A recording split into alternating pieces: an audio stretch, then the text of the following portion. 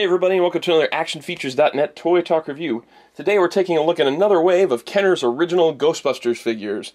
We previously looked at the initial wave of 4 original Ghostbusters figures.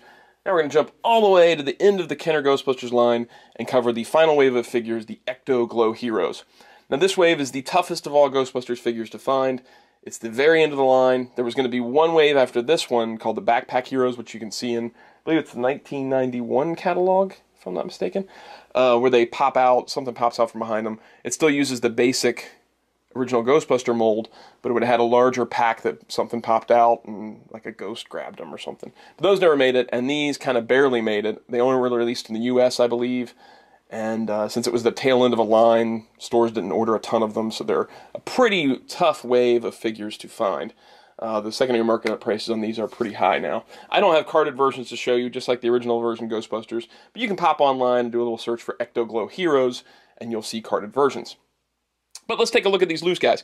First of all, as you can see, they're all molded in this glow-in-the-dark plastic, and I'm going to do a little something really quick here. I'm going to go grab my black light and turn off the camera here, and then turn everything back on and try to give you a look at the glowing feature real fast.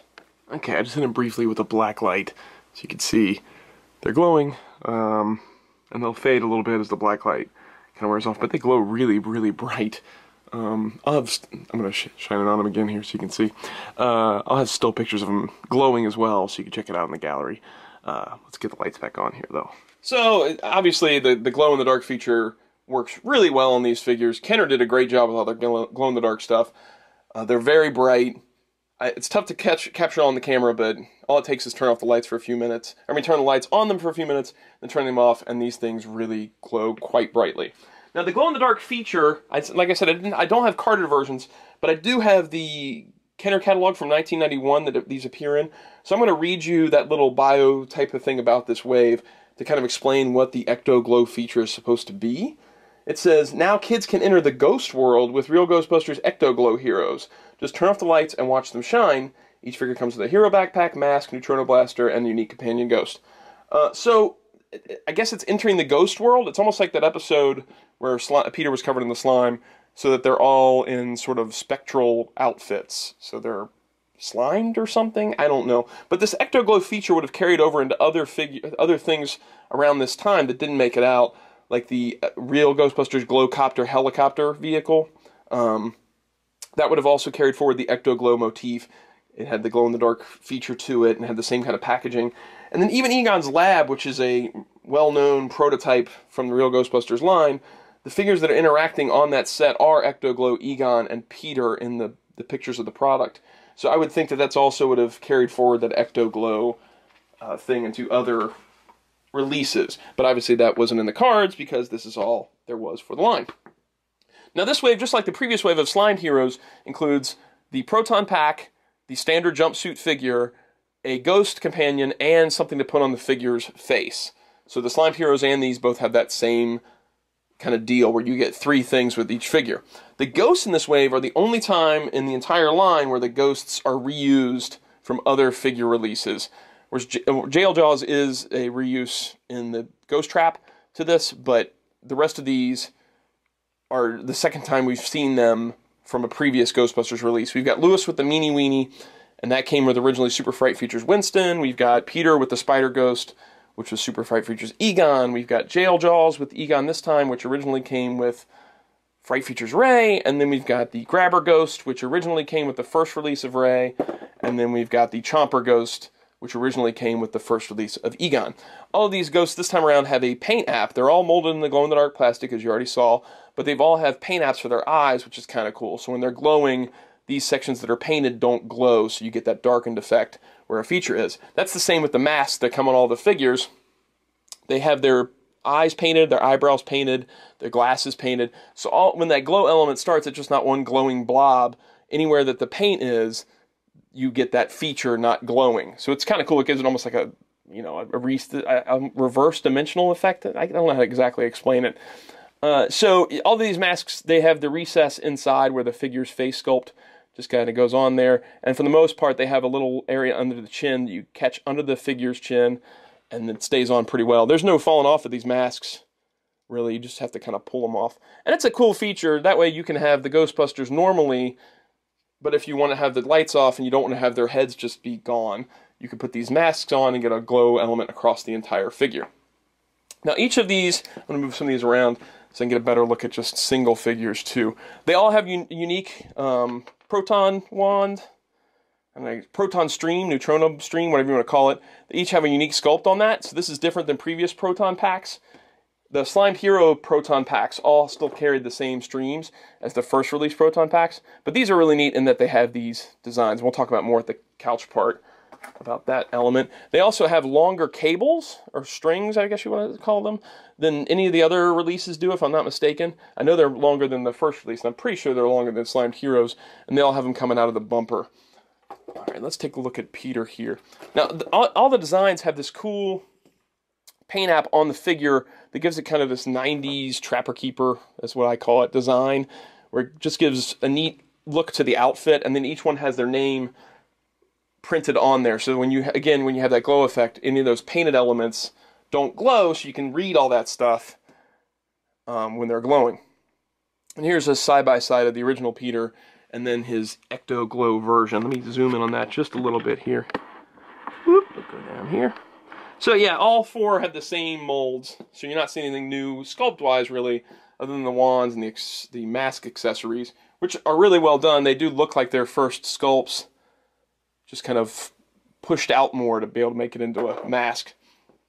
But there's not a whole lot of new stuff going on with the figures themselves. Each one has the standard 5 points of articulation that Kenner was known for in those days, which is hips, shoulders, and a twist at the neck.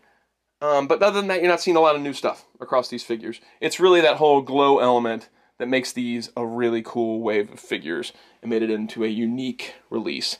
I feel like the Slimed Heroes didn't really offer too much new stuff. You got that water spray that put a color on there, but the designs themselves weren't the greatest. I thought the Power Pack Heroes were really neat in their designs and their paint schemes, but next to the original release, this is the coolest use of this mold, in my opinion. Glow in the dark is just awesome. Okay, so I think that's enough from this portion of the review. Let's take these guys over to the couch and we'll finish that all off. Okay, everybody, we're back at the couch portion of the review for another one of these retro Kenner Ghostbusters reviews. I'm keeping this Ghostbuster streak going. We really wanted to review an episode today, but yeah, we didn't make the notes. We didn't make the notes. We're going to start reviewing the real Ghostbusters episodes. This is on a Ghostbusters kick, and see if we can make that sort of a more regular video, because those won't take long. No, those will be like at least 5-minute videos. Yeah, and there's no pictures involved. Mm-hmm. That's one of the things that takes a while with these videos, is finding time to do the table portion of the review, and then doing the gallery. So that takes me a while to do all that stuff. But the episode reviews won't take as long. Right. But this is not an episode review. This is a Kenner retro review, and we went from the first series, jumping all the way to the last series, and taking a look at the Ecto-Glow Heroes. This was the final series of the Kenner figures. We've already seen the early portion of the video, so you know a lot about the sculpts being the same, and what the differences are, and all that stuff. So this is kind of just our thoughts on the Ecto-Glow series. Alright, so this capped Kenner. This was it. There was going to be one wave after this called the Backpack Heroes, I think it was, where they were going to use these same sculpts again, and they were going to have these packs with a little ghost that popped out of them. But this ended up being the final wave, only released in North America. Yeah, this was it. Cool. Yeah, they're neat. They're in the catalog, so you can see pictures of them. But this ended up being the final wave, and I gotta say, this is a really, really awesome wave. Like, I really like Ecto-Glow. I think they're really cool. It's really cool. Now, they are the same sculpts as the original wave of figures. It's like they went with the first sculpts, right? Right. And then they did Fright Features, and they did Screaming Heroes, which were, Fright Features was their own sculpts. Screaming Heroes was their own sculpts. And then Super Fright Features with their own sculpts. And then when they did the Power Pack version, they went back to the original sculpts of the jumpsuits, painted them a different way. Then they did Slimed Heroes, same deal as the original sculpts. And then Ecto-Glow was going to be the original sculpt. So they were saving a lot of money towards the end by using the same molds. And this was everybody's favorite mold anyway. You wanted the Ghostbusters in the jumpsuits. So it made sense to keep using those molds at the end. They did make some differences on these, though, with the Proton packs. The strings are a lot longer. They're molded in glow-in-the-dark plastic, obviously. And the neutrino streams have this, like, each one has their own unique pattern where it's This not. one. Yeah, they're all different. This one doesn't didn't have a notice thing that. right there. Yeah, they're all different. Oh yeah. All the neutrino streams are different, and they look more like they would. They're not just a little simple wave, but it's kind of a crazy, all over the place look to it. Especially this one. So yeah, that's really cool. There is something in this wave though that they hadn't done previously, and that's they reused the ghosts. Yeah, that is really cool. Well, is this one a real? That's from the Super Fright Features Winston, I think. Okay. If I'm not mistaken. This is from the first. These two are from the. Well, this one's from the first wave, and this one's from the first wave. Who's that ghost? This was Egon's ghost from the I first thought one, and it was so. Gulper Ghost, I think it is. And that's the rapper ghost. And then Peter comes with the Spider Ghost from Super Fright Features Egon. Oh, wow, that looks cool. Yeah, it's really cool in glow-in-the-dark plastic. But they did do paint apps on them. So they molded them in these glow-in-the-dark plastic, and they did a paint app for the eyes on each one of them, which really works when it glows in the dark, because then that area doesn't glow, the parts that covered up. So you get this really neat look where the eyes aren't glowing, the rest of the body is. So to kind of make up for the fact that they reused the ghost, they included these masks. Which are really cool. Which are awesome. They're the same like basic faces that the figures have, and they've got recesses inside, and you just plug them on there, and then they have a glowing face over their regular face, which is almost like they got their whole bodies covered in ectoplasm or something like that, and it's glowing. Blue and yeah, except for the little part. decorations on their body, which again, that gives it sort of a patterning when it's glowing. These things stand out, like the name, his Ray name stands out, because it doesn't glow like the rest of it. I like that they have their names on it. Yeah, it's really cool. I like the way they look. It's very late 80s, early 90s patterning and coloring to it with the sort of pastels and the... It almost reminds me of like a Trapper Keeper. I like it. I like it too. I'm not saying I don't like it. I think it's really neat. It's just the way the pattern is designed screams early 90s to me. But overall, it's a really neat series. I love glow-in-the-dark stuff. Right. I think it's the coolest. And Kenner had like the best glow-in-the-dark plastic. I'll get it. They had great glow-in-the-dark plastic. Yeah, they did a lot of glow-in-the-dark. Yeah, that RoboCop, Night Fighter glows in the dark, and they're so bright. And they did the Predator, and they did there was another one I'm thinking of here. Terminator, Indoglow. Terminator. That was a Terminator Indoglow, and these. The way these things glow, it's so bright. Like, you get them charged up a little bit. There's some glow-in-the-dark things that just don't work that well, especially when they're just covered with the glow-in-the-dark paint. Yeah, that's very true. Molded in this plastic, they glow really bright. And I tried to capture that in the opening sequence. I don't know how well I did, but it is really, really bright. Especially if you hit them with the black light first and let them really charge up. I have one. I'm kind of... and the other thing I want to mention, though, on this, so we got the 4 basic Ghostbusters, right? We got Egon, Peter, and Ray, and Winston. And then we got Lewis. I think he's really cool. He's really neat, and it's the 3rd time that Lewis was released, this body mold. They did him in the Power Pack Heroes, they did him in Slimed Heroes, they did him like this. It's kind of weird to me, though, that Janine didn't get it. Just the no Janine. Yeah. Janine made it into Fright Features. She made it in Super Fright Features. She made it in Screaming Heroes.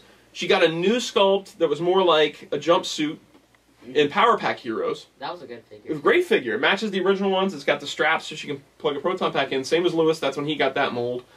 But then they stopped. They didn't put her into Slimed Heroes. Lewis was. And they didn't put her into Ecto-Glow. Lewis was. I would have much rather had Janine. I know. They should have done every character that was there for, Yeah. the last pack. I understand that it's more like pointing to a guy's property, but still... Back then, too, they didn't think girls' toys sold. But at that yeah. point, I think they'd proven Janine was selling. Like, Yeah. Janine did well. So it was weird to me, though, that they would choose to put Lewis in. They would do one wave that was all 6. Like, it was 6 characters. And then they would go, no, we're not going to use Janine in the next one. We're not going to use Janine in the next one either. That was very odd to me. I didn't understand it. I really wish there was a glowing Janine with that body mold. That would have been really awesome.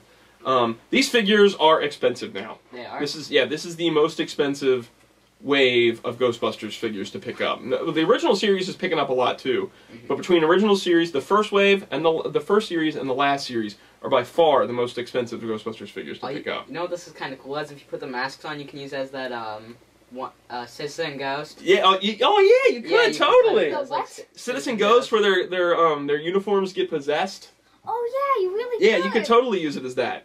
That's a great idea. That's really smart. But you have to put this stuff on there. Well, Yeah, you just pretend. I mean, especially if you're a kid, this would especially worked really well for that. Where'd you get this? I just have them. So if the other thing you could have used him as, I was thinking of the one where Peter has to use the Vigo slime. Remember that one? That's later on, right? It is, Yeah, but okay, they cover him with the mood slime from they fought Vigo, and he has to go in and pretend he's a ghost, and it's yellow slime. Oh yeah, and I remember that. That reminds me of these too, where it's like the coloring too kind of works. Would be great for that. Yeah. So like I'm saying, it is the most expensive. You're looking at spending probably at least 40 to 50 per loose figure. Wow, that's... Yeah, so it's like a $250 to $300 set if you find a mint and nice for loose ones. That's what I've seen them go for. I'm sure you could find deals, but if you're really hunting them down and you want really nice minty sets, be prepared to pay. Things to watch out for, just like all the original figures, watch out for those Proton packs. They do break. And this glow-in-the-dark plastic is probably more brittle than the other plastic is. So watch out for these connectors that are on the arms, the pegs that go into the back, that kind of stuff you got to watch out for. Make sure you get the correct Proton pack with each character. Like I said, they're all unique this time, so all of the different neutrona streams are unique to each character. And the other thing to watch out for is, I'm pretty sure they used Jail Jaws in the Ghost Trap, and he was glow-in-the-dark plastic, if I remember right. So there are two of this. There's a glow-in-the-dark one that came, I think, with the Ghost Trap. I could be wrong about this, but I'm almost positive, and I'll just cut this part out if I'm not right. So there's one without paint app on the eyes that's in glow-in-the-dark plastic that came with that, and then there's this one that has painted eyes. So if you're wanting the one that comes in the set, it's got painted eyes. Do you think the non-painted eyes would look cooler? I personally like this better because then the eyes don't glow. Because so it gives contrast. You know where the eyes are. Yeah.